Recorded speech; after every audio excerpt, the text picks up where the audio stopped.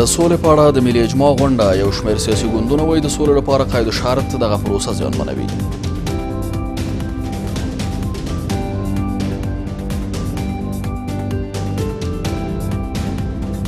ورونه زه اوس درته ویلی چې د سولې خبرې ماتې شوې.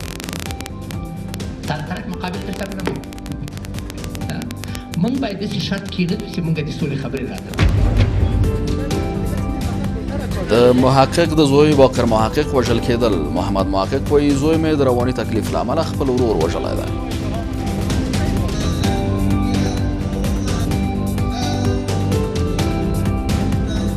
رضای خداوندمی بود و نوع حادثه واقع شد. یک لعنتی روانی بچه دیگر داشتم که او را تحمل درست چیزی رو نداشت، روانی بود و بیچاره را در خوابش زد. او د کرونا وژونکي ویروس له امله د وژل شویو کسانو کچه مخ په لوړېدو ده. د یاد ویروس شمېر د سارس ویروس له قربانیانو واوښت.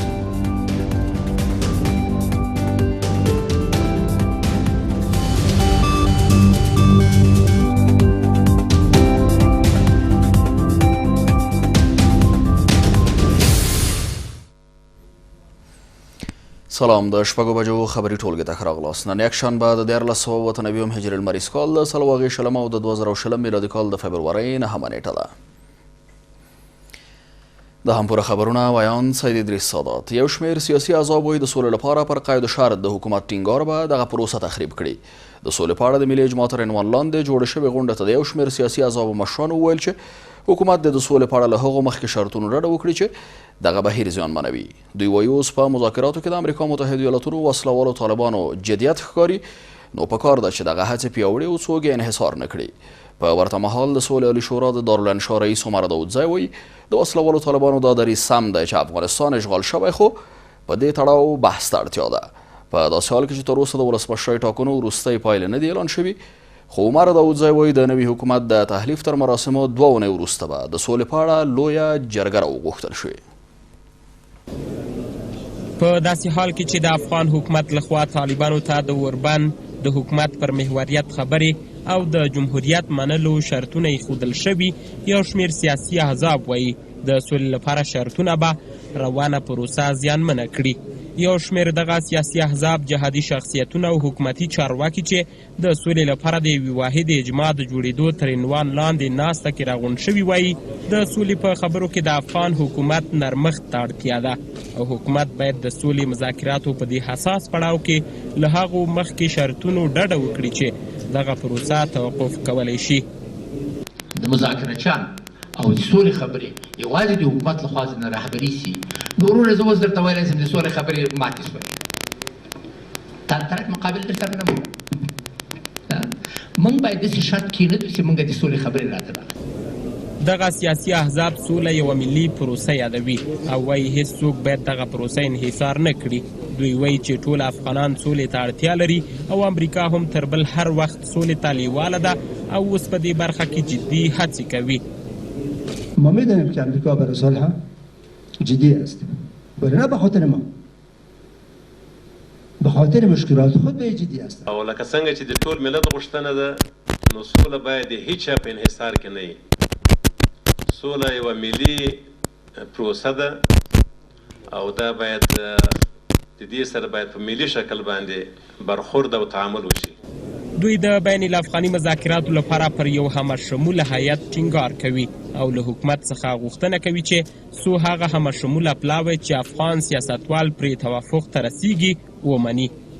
رئیس جمهور افغانستان، دولت افغانستان، جمع سیاسیون افغانستان تحت یک چتر یک تیم مذاکره کننده را آماده بسازند با امو مواداتی که یا استراتژی یا پلتفرم یا پیشنویسی که همگی سره دو توافق کنند. سیاسیون نظر داده چې د حکومت خلق دې پکې اوسېږي، سیاسیون به خپل خلق څه د وټاکي دغه ته او طرف مقابل به څه د هغه اوسېږي، طالبان اوسېږي. نماینده تمام اقشار سیاسی، نسل جوان، زنان، فعالین مدنی، رسانه ها باید در آینده مذاکرات صلح حضور داشته باشه. په ورته وخت کې د سولې عالي شورا د دارالانشا پخوانی رئیس محمد عمر داودزی وایي چې د طالبانو دا خبره سمه ده چې افغانستان یو اشغال شوی هیواد دی او د اشغال پای ته رسیدو لپاره د طالبانو دریځ سم دی، خو باید په دې تړاو بحث او هر څوک خپل دلایل وړاندې کړي. طالبانو رسمي دریځ اصلي دریځ دا دی چې موږ اول د اشغال د ختم په باره کې خبره کوو. دا خبره بده خبر نه ده.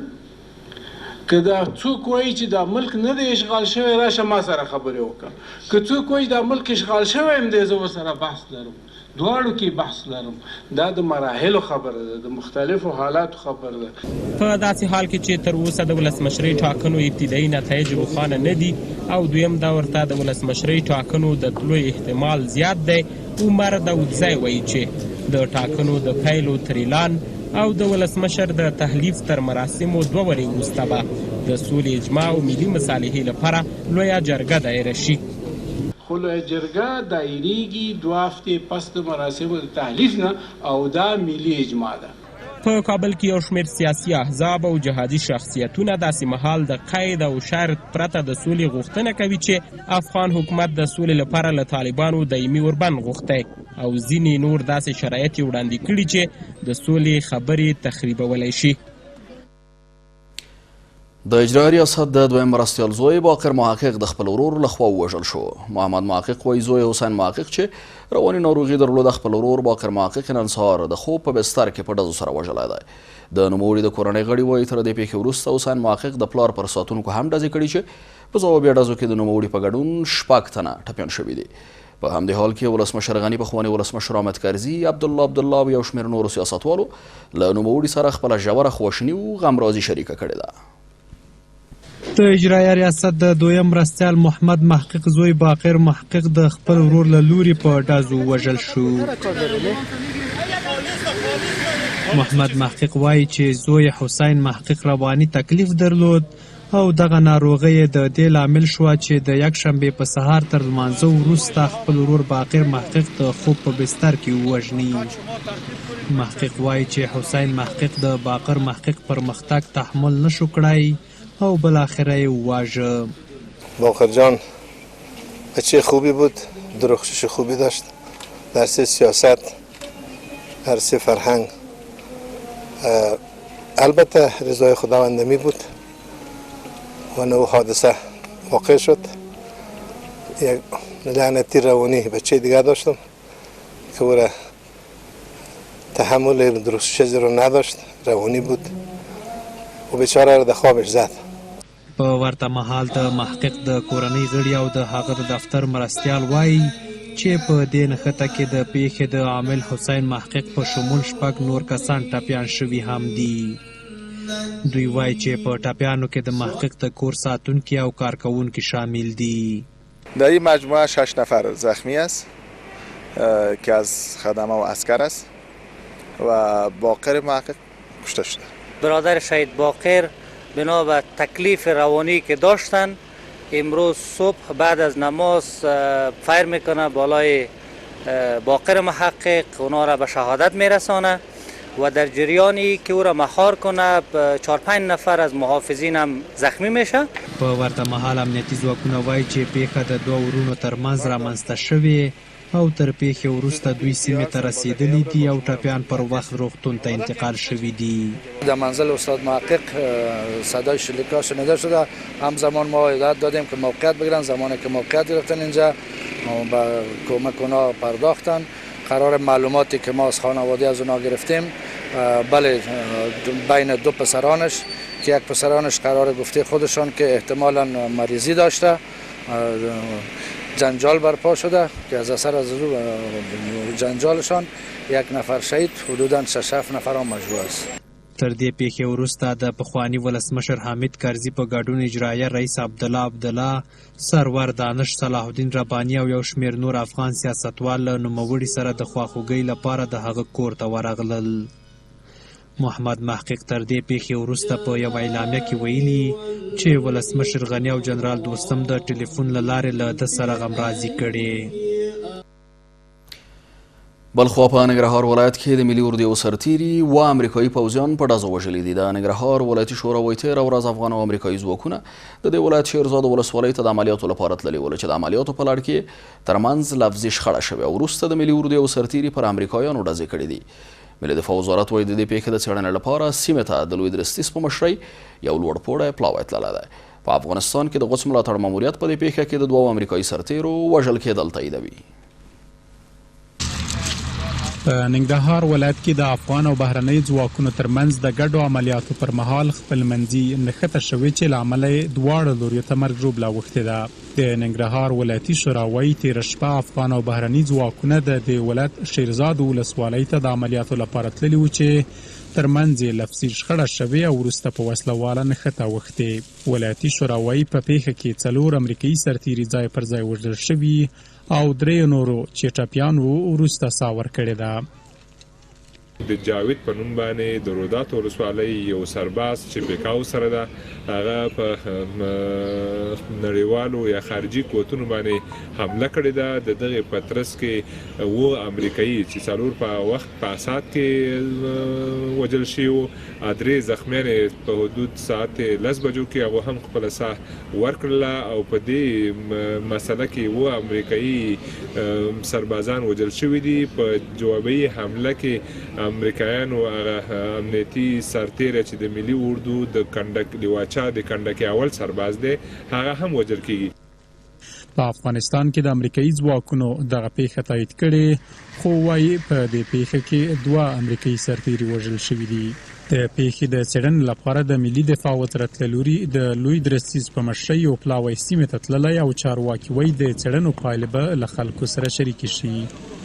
په دې پیښه کې هغه نفر متقابل وژل شوی دی او 3 کسه د کمندو او یو څو کسه د قاطع ماتر زخمیان شوي دي.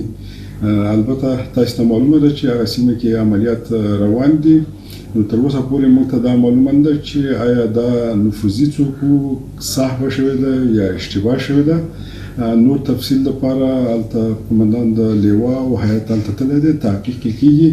نو چې کله نور معلومات لاسته راغلل هغه بیا د ټولو سره شریک.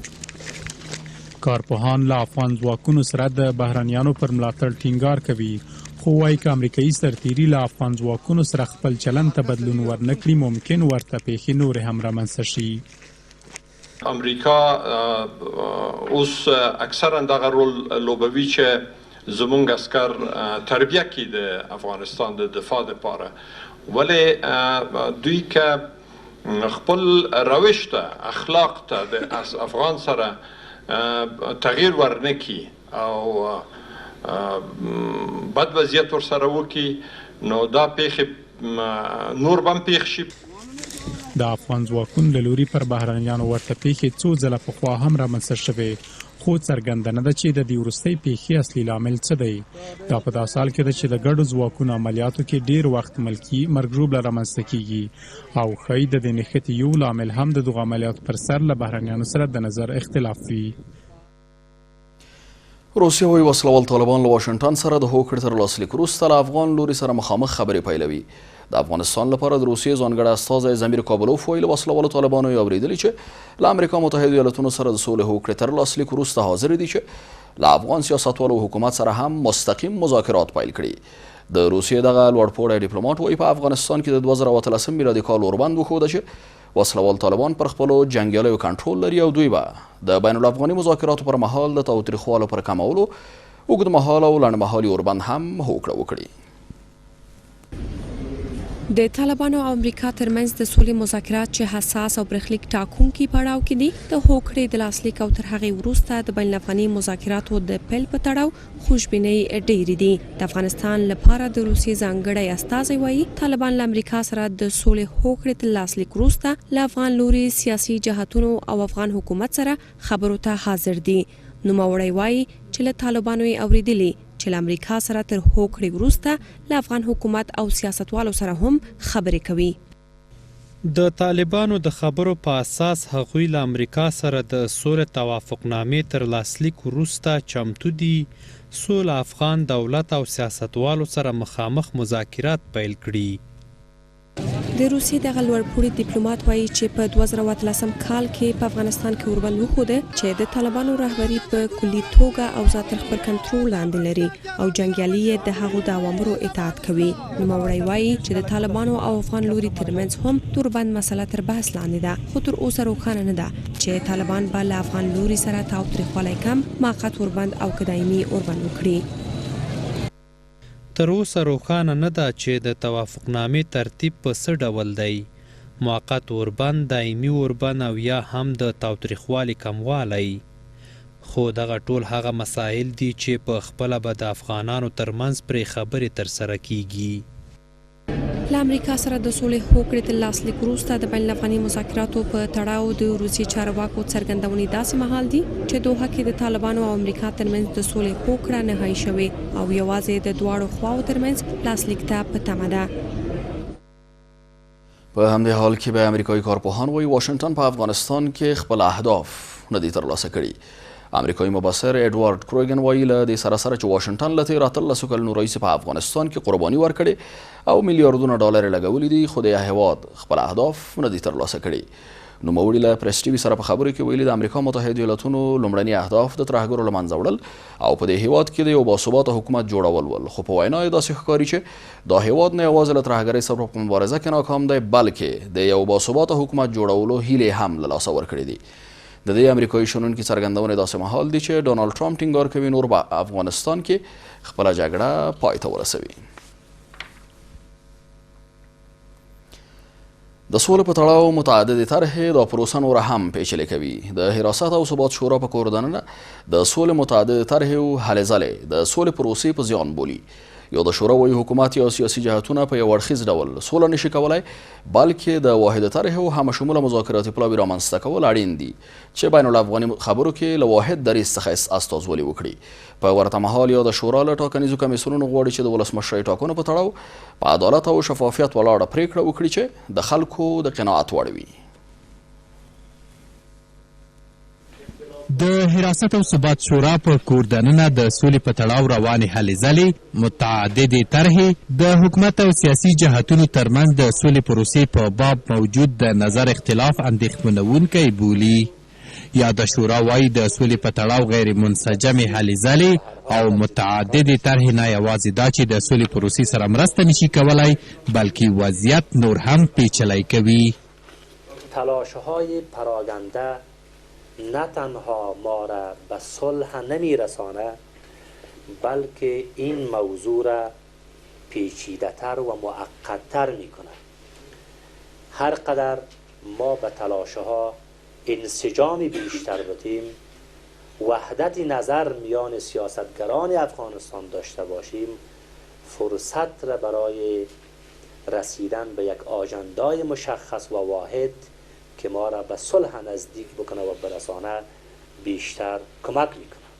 د حراست او ثبات شورا د حکومت یا سیاسي جهتونو له لوري په یو اړخیز ډول سوله ممکنه نه بولي او ټینګار کوي چې باید د سولې په برخه کې واحده طرحه او همشمول مذاکراتي پلاوی رامنځته کړي. و اگر حکومت و دولت هم به این فکر باشه که با نفی سیاسیون یا با طرد سیاسیون به یک آژندای واحد و مشخص میرسه و به تنهایی میتونه صلح به افغانستان بیاره، متاسفانه این هم یک برداشت نادرست از قضیه است. ترکیب هیئت مذاکره کننده برداشت ما است که یک ترکیب مقتدر و با صلابت باشه، یک ترکیب همه شمول باشه. په ورته مهال دا شورا له ټاکنیزو کمیسیونونو څخه غوښتنه کوي چې د ولسمشرۍ ټاکنو په تړاو عادلانه او شفافه پریکړه وکړي چې خلکو ته د منلو وړ وي. حاکمیت قانون و تأمین عدالت اساس کار، رویه و رفتار همکاران ما را در کمیسیون مستقل شکایات انتخاباتی هم در مرکز و هم در ولایات قرار بود. فیصله هایتان با در نظر داشت اصل عدالت، اجراءات عادلانه و رعایت اصل بی‌طرفی و حاکمیت قانون اعلام بکنید. د حراست او ثبات شورا په نږدې راتلونکي کې د سولې په باب په ملي کچه د خبرو پیلولو څخه خبر ورکوي. چې د سیاسیونو ترمنځ د مسایلو په باب د نظر یووالی رامنځته کړي. درنو لیدونکو، اوس هم یوه لنډه دمه اخلو، تر دمې وروسته بهرني خبرونه وړاندې کیږي.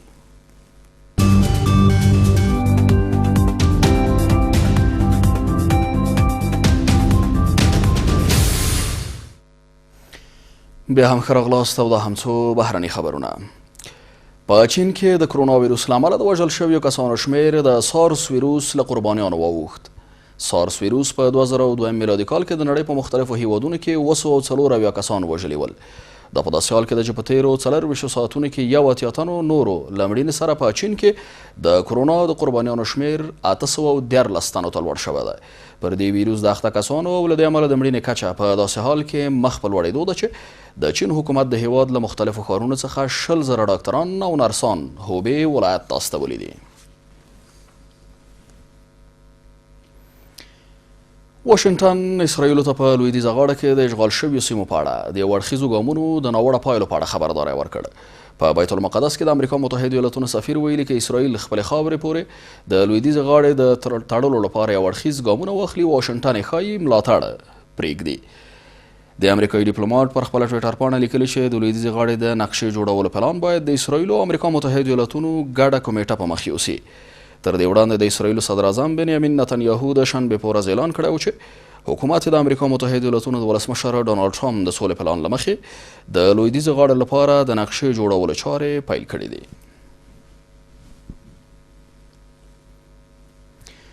روانه خبري ټولګه مو په همدې ځای پای ته رسیږي. له ملتیا مو مننه کوم. تر بیا